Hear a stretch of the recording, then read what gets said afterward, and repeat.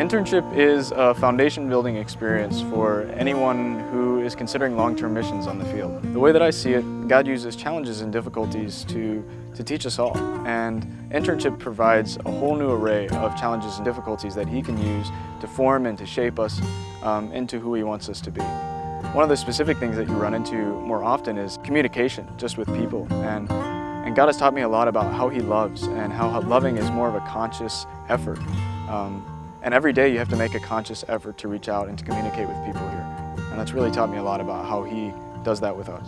You should go on internship because it's kind of like having your first term on the missions field. But instead of when you make big mistakes, you crash and burn and lose everything and have to go home, you have leaders and cushions around you so that you learn from the experiences instead.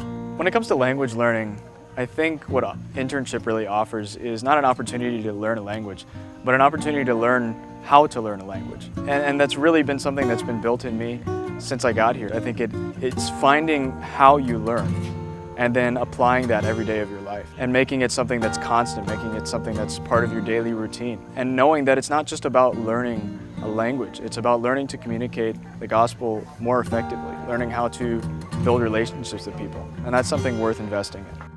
I'm Grant. And I'm Michelle, and we live in Chiang Mai, Thailand. So a lot of people think that once you get married, it's not possible to go in the missions field. It's not possible to finish your degree and go on internship, but it is. Yeah, I mean, a lot of people think that once you take on the responsibility of having another person to care for, all of a sudden the missions field is out of the question.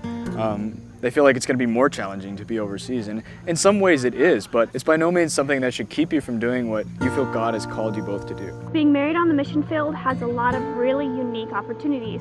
It comes with a lot of difficulties, but with that I have someone who's always willing to share those difficulties with me.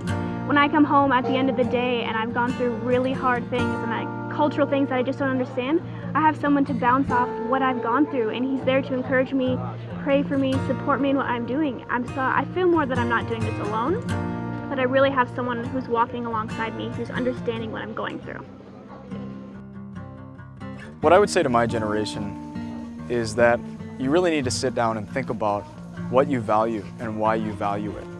I think a lot of us take cues from our friends and take cues from our parents and take cues from our society and from magazines and from everything else. And we don't ever actually take the time and sit down and think about why we value, why we're chasing after the things that we're chasing after. I think you need to let go of the apathetic thing in your heart that says it doesn't really matter, I just live for the moment, because it's not true. And you're gonna get to the end of your life and you're gonna wonder why you lived it the way that you did. And some of you aren't gonna have an answer. Some of you aren't gonna know why you did what you did. And I think you need to figure that out now before it's too late.